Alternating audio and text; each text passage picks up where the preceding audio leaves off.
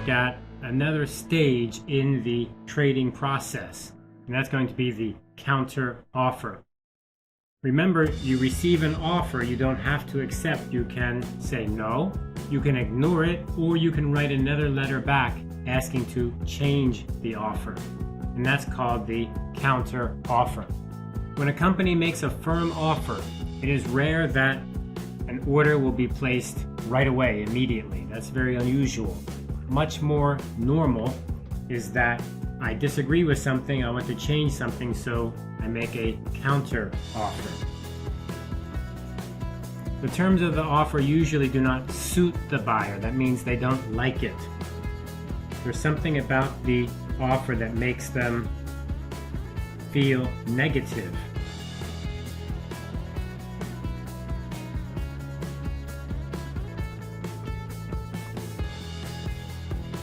Something that they do not like about the offer. For example, the price may be too high. The shipping terms may not be agreeable. And shipping terms can be quite complicated, you know. There's many parts to the shipping, including insurance, including the freight. Think about when you ship a product to the EU. It doesn't just go to the EU. It needs to go on a boat. It needs to go to a harbor. It then needs to go on a truck or a train. So it's not just on a boat to another country. Countries are inland somewhere. In the United States, for example, you can ship to California, but then you need to get to maybe Oklahoma, which is quite far away inland. And the same is true with China. You can ship there, but you still need to get somewhere. It's always true, even with small places. How do you pay for that? How much do you pay? Which parts do the customer, do the buyer pay for? The time frame may be disagreeable. That is the time frame for the decision or the time frame for the product shipping. When any of these things happen, the buyer can make a counter offer. The buyer will ask the seller to change something, and the key to that change is being specific. That means being very, very clear, being very detailed in what those changes should be. These are called concessions, giving something up, changing something. If these concessions are met, the buyer then will place an order. So remember, we had the seller send an offer, the buyer sent a counter offer, and now the seller can say, yes, you want a 10% lowering of price? I agree, and then we can make an agreement. So it's kind of like a counter offer to the offer, right? It's like it's like another offer to the offer. I think you can think about it that way. But we give it these strange names, so offer, counter offer. If these concessions are not met, then the negotiation may go on, or it may just end. Why would it end? It could end just because we don't want to talk about it anymore, and the buyer is not interested, and it also could be the seller's not interested. If I'm the seller and you ask me for 10% discount and I just cannot do that, then I'll just say, well, forget it, and I'm not going to change anything and will not contact you about this again. Let's go ahead and look at how do you write a counter offer. Counter offers have the same format as offers, that is 3 paragraphs usually. The counter offer can accurately tell the reader what is needed to make the offer acceptable. So usually you don't just make up a whole new offer. It's not like you change everything or begin from zero. Rather, what you do is you change 1 or 2 things in the offer. Now, if the whole offer was not good, maybe the whole offer is like, oh, this is garbage, this is trash, I don't want to even think about this offer, it's so horrible, then I don't think you really write a counter offer. You just tell the seller that there's no way you can agree to this, and just maybe they'll send you a totally different offer. A counter offer is changing some part of the offer, usually some detail related to price, related to shipping terms, related to quality, maybe manufacturing, maybe time or delivery, things like that. Not everything. So this letter can be fairly short and clear. It would not be enough in this kind of letter just to say the price is too high. I think that's the tendency everybody has, just to say, oh, I don't like your offer. Well, that's not what you should do. What you should do is say, I don't like your offer, and I would like you to change it to be 6% lower on the price. That would be a good idea. Something like that, very, very specific. When you send the counter offer, the reader needs to know what is it that you want and what will make you buy.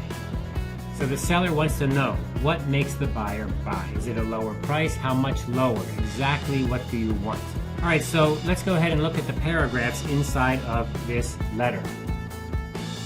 The counteroffer must, of course, refer to the offer. And this is something that is so important and yet so easy to overlook.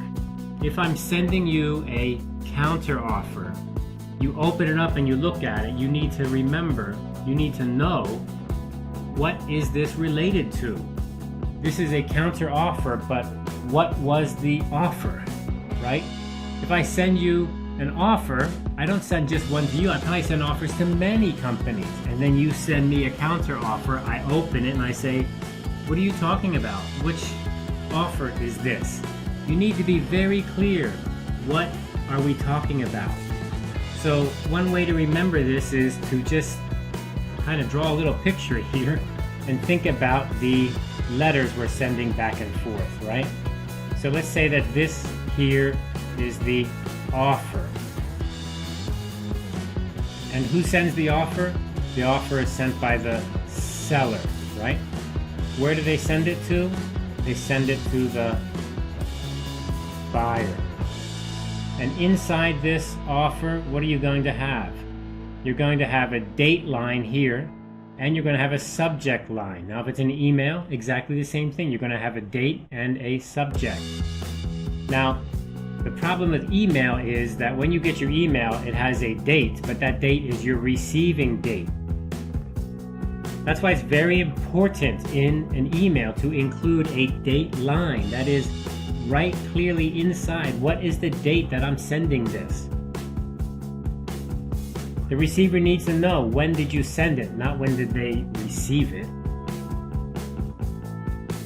So this date line can be used when I send a letter back to you to say, thank you for your letter of, for example, June 10. And this subject line can be used in my subject line. Maybe the subject line is a very good subject line. For example, it has an order number. So order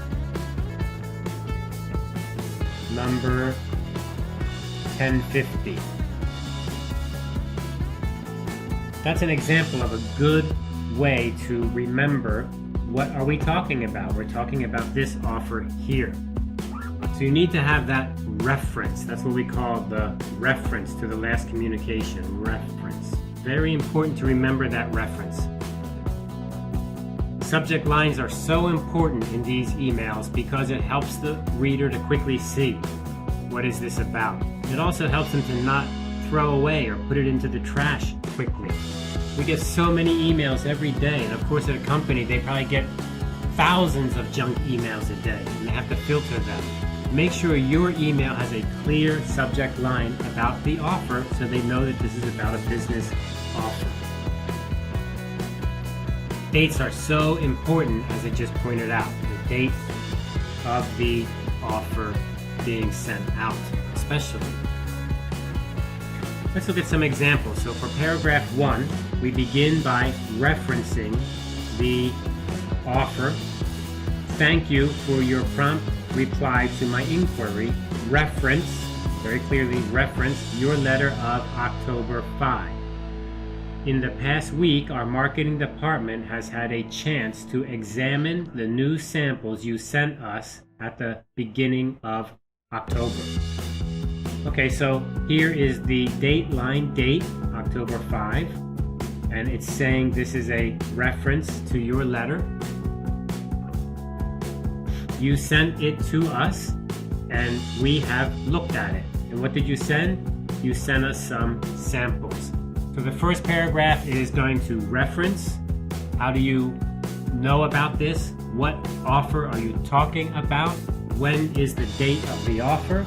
And maybe mention some subject matter. So here we can see that we looked at the sample you sent us. This next example is even shorter and more clear. Thank you for your new price list and samples, which you sent on May 12. We are very attracted to your new products in the tennis accessories line. Again, here's a nice short one. Your response of July 1. Why does he say response? Because remember, seller,